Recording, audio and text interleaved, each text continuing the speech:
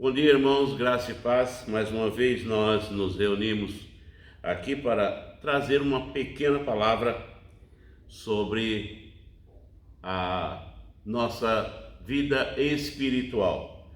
E nós vamos conversar nesta manhã sobre alguma coisa diferenciada, ou aquilo que nós precisamos todos os dias. Deus que liberta. Se você for para a palavra de Deus, você vai verificar em 1 João 3, versículos 7 e 8, onde diz assim: filhinhos, ninguém vos engane. Quem pratica a justiça é justo, assim como ele é justo. Quem vive habitualmente no pecado é do diabo, pois o diabo peca desde o princípio.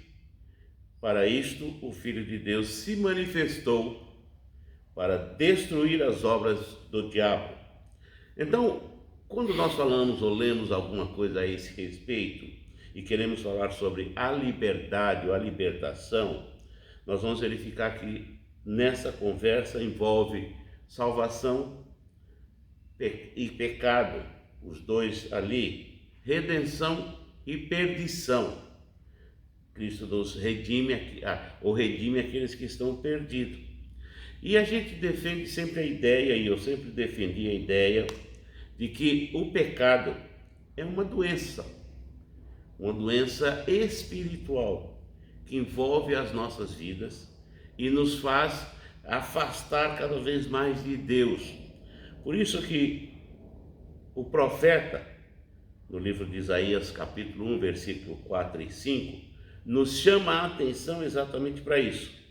Quando ele fala com a nação de Israel, quando ele avisa a nação de Israel, ao povo de Israel, como se fosse avisando a humanidade, a nação pecadora, povo carregado de maldade, descendência de malfeitores, filhos que praticam a corrupção, deixaram o Senhor, desprezaram o Santo de Israel, afastaram-se dele, porque seríeis ainda castigados, porque insistis na rebeldia, toda a cabeça está enferma e todo o coração está fraco. Alguma coisa diferente do dia que nós estamos vivendo? Isso deve ter uma média de 2.700 anos, ou 2.800 anos. Vamos trabalhar nos 2.700. Era a mesma dificuldade, era o mesmo problema, era a mesma luta. Porque o pecado vem desde o momento que Adão e Eva pecam e permite que entre o pecado na humanidade.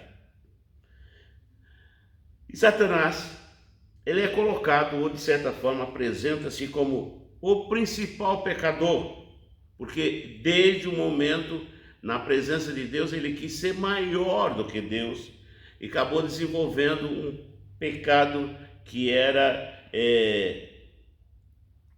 da sensação de querer usurpar o poder. Então ele teve inveja, e essa inveja causou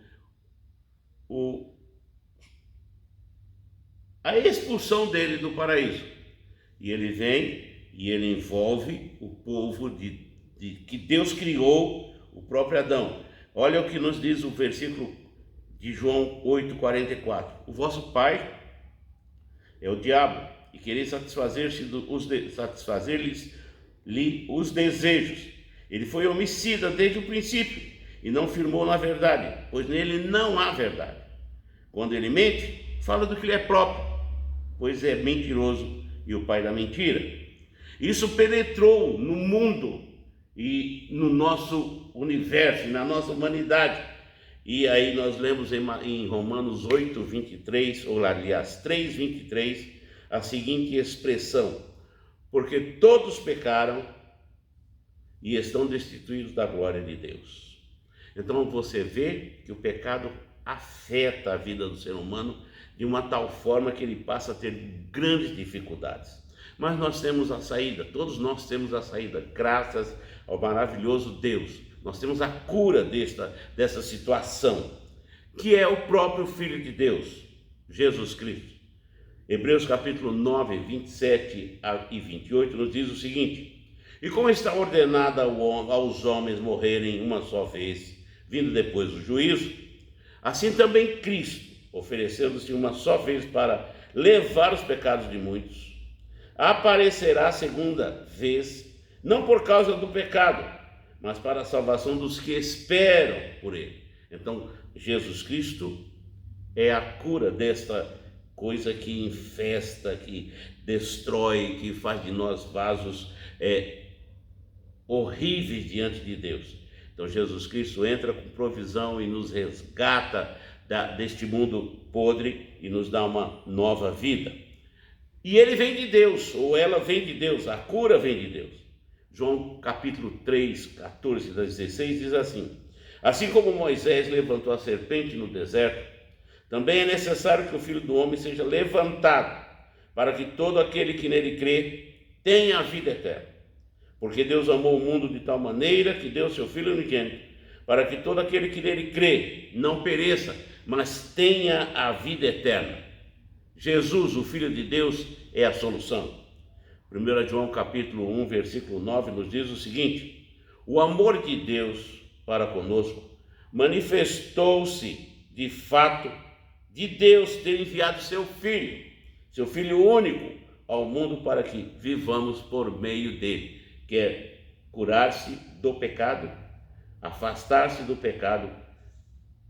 Aproxime-se de Jesus, aceite Jesus como Salvador e Senhor da sua vida, porque ele destrói todas as obras do maligno.